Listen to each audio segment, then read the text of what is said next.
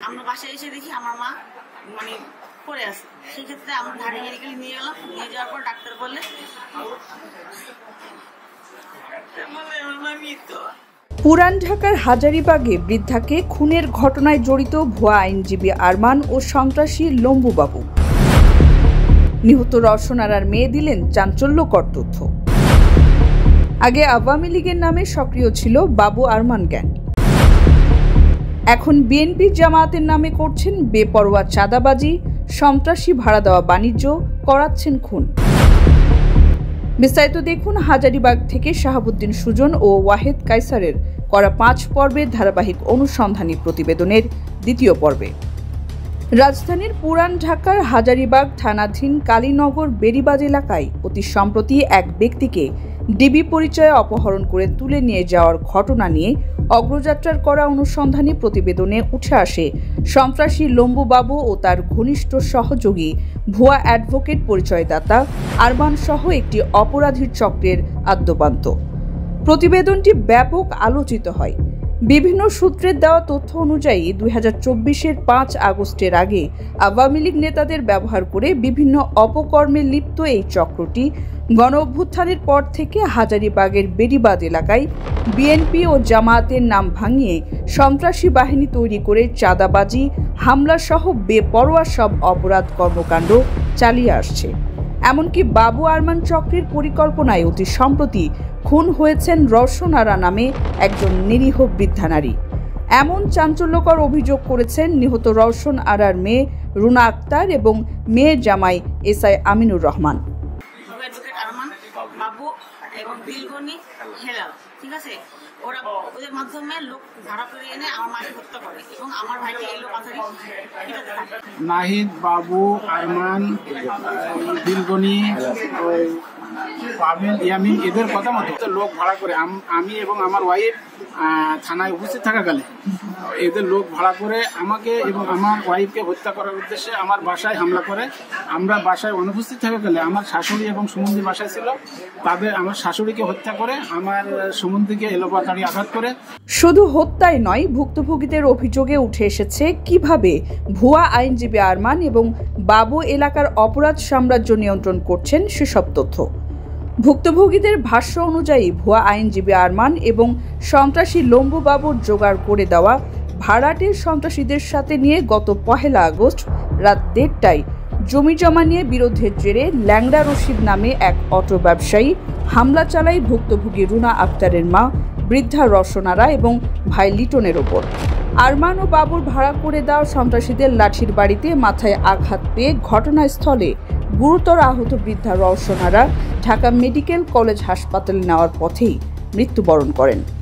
এ ঘটনায় গুরুতর আহত অবস্থায় এখনও চিকিৎসাধীন আছেন লিটন। আমরা বাসায় এসে দেখি আমার মা মানে পড়ে আছে। সেক্ষেত্রে আমরা ঢাকা মেডিকেলে নিয়ে গেলাম। নিয়ে যাওয়ার পর ডাক্তার বললে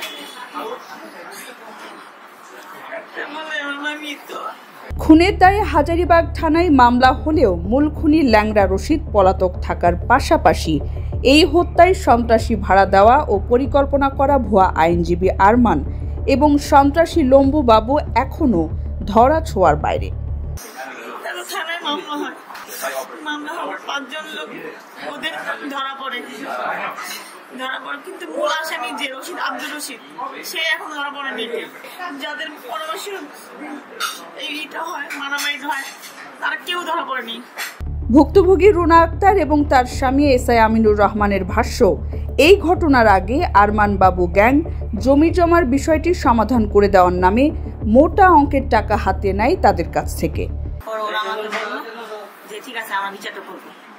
যাওয়ার পরে ওরা আসলো, আইসা আমাদের আবার দিল আর ওরা বললো যে আমাদের 50,000 টাকা দিবে। তখন আমরা রাজি হলাম যেহেতু আমরা বিপদগ্রস্ত। কিন্তু খুনি ল্যাংড়া রশিদের কাছ থেকে আরো মোটা অঙ্কের টাকা নিয়ে উল্টো 2 দফায় ভুক্তভোগী রুনা আক্তারের বাড়ির বিদ্যুৎ লাইন কেটে দেয় বাবু আরমান গ্যাংয়ের সন্ত্রাসীরা। কিছুদিন পরে রশিদ আবার আমাদের বিদ্যুৎ সংযোগ কেটে নেওয়ার পরে আমার হাজবেন্ড জিজ্ঞেস করে যে তোমরা আবার কেন লাইন কাটলা? তখন উনি বললো যে নাহিদের পরামর্শে আমি লাইনটা কেটেছি। ঠিক আছে, নাহিদ এবং আরমান এবং বাবু আর হেলাল।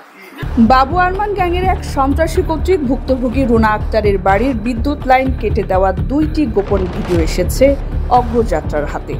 যদিও বৃদ্ধা রওশনারা হত্যাকাণ্ডের ঘটনায় ইতোমধ্যে হামলায় অংশ নেওয়া বাবু আরমান গ্যাংয়ের 5 সন্ত্রাসীকে আটক করেছে পুলিশ। তবে ভুক্তভোগীদের দাবি অতি দ্রুত খুনি ল্যাংড়া রশিদ সহ আটক করতে হবে এই নেক্কারজনক খুনের ঘটনায় সন্ত্রাসী ভাড়া দেওয়া ও পরিকল্পনাকারী বাবু এবং আরমানকেও। মূল আসামি যে রশিদ, আব্দুল রশিদ, সে এখন ধরা পড়েনি। যাদের পরামর্শ এইটা হয়, মারামারি হয়, তারা কেউ ধরা পড়েনি, কিন্তু আসামিরা এখনো ঘুরে বেড়াচ্ছে। আমি বিচার চাই, আমার মা হত্যার বিচার চাই। উপস্থিত কিশোর গ্যাংয়ের 5 জন সদস্যকে গ্রেপ্তার করে, কিন্তু এই হত্যার মূল পরিকল্পনাকারী এবং হত্যাকারীদেরকে সবাইকে গ্রেপ্তার করা হয়নি। তারা এখন পলাতক আছে, তাদের বিরুদ্ধে মামলা হয়েছে, মামলা চলমান আছে। যাদেরকে গ্রেপ্তার করা হয়নি মূল হোতা, তাদেরকে গ্রেপ্তার করার জোর দাবি জানাচ্ছে। এভাবেই গোটা এলাকায় কখনো ভুয়া ডিবি সেজে অপহরণ, কখনো সন্ত্রাসী ভাড়া দিয়ে জমি জমার বিবাদগুলোকে সহিংস বানিয়ে তোলা, গ্যাং কালচার প্রমোট আর বেপরোয়া চাঁদাবাজির ঘটনাগুলো নিয়ন্ত্রণ করে হাজারীবাগের আইন শৃঙ্খলা পরিস্থিতিকে চরম বিপজ্জনক করে তুলছে আরমান ও বাবু গ্যাং। ওদিকে এই বিষয়ে সংবাদ প্রকাশ করায় ভুয়া অ্যাডভোকেট আরমান অগ্রযাত্রা পত্রিকার সাংবাদিকদের মামলা হামলা সহ নানাবিধ হুমকি ধামকি দিচ্ছেন। জানা গেছে কদিন আগেও ড্রাইভার হিসেবে কাজ করা আরমান বিভিন্ন সময় বিভিন্ন আইনজীবীর চেম্বারে টুকটাক ফুড ফরমায়েশ বা বেয়ারার কাজ করেই নিজেকে এলাকায় আইনজীবী পরিচয় দিয়ে বেড়াচ্ছেন। 5 আগস্টের আগে তোপো নামে একজন আওয়ামী লীগ নেতার হয়ে চাঁদার টাকা তুলতেন, কিন্তু 5 আগস্টের পর নিজেকে পরিচয় দিচ্ছেন জামায়াতপন্থী আইনজীবী হিসেবে। কিন্তু অগ্রযাত্রার পক্ষ থেকে আইনজীবী পরিচয় দেওয়া আরমানের পরিচয়পত্র দেখতে চাওয়া হলেও অদ্যাবধি তা দেখাতে পারেননি তিনি। আর এভাবেই ভুয়া পরিচয় স্বনামধন্য বিভিন্ন রাজনৈতিক দলের নাম ভাঙিয়ে পুরান ঢাকার হাজারীবাগ এলাকাকে বাবু আরমান গ্যাং বানিয়ে তুলছে সন্ত্রাসীদের আখড়া। স্থানীয়রা বলছেন, রাজনৈতিক দলগুলোর উচিত এ ধরনের সন্ত্রাসীদের বিরুদ্ধে নিজেদের অবস্থান পরিষ্কার করা। একই সাথে এলাকার শান্তি শৃঙ্খলা ও নিরাপত্তা জোরদারে বাবু আরমানের মতো সন্ত্রাসীদের বিরুদ্ধে সেনাবাহিনী, পুলিশ সহ আইন শৃঙ্খলা রক্ষাকারী বাহিনীর জোর পদক্ষেপ নেওয়া জরুরি বলে মনে করছেন তারা। দর্শক, ধারাবাহিক অনুসন্ধানী প্রতিবেদনের পরবর্তী পর্বে আমরা তুলে ধরব বাবু আরমান গ্যাংয়ের আরও চাঞ্চল্যকর সব তথ্য। চোখ রাখুন অগ্রযাত্রায়।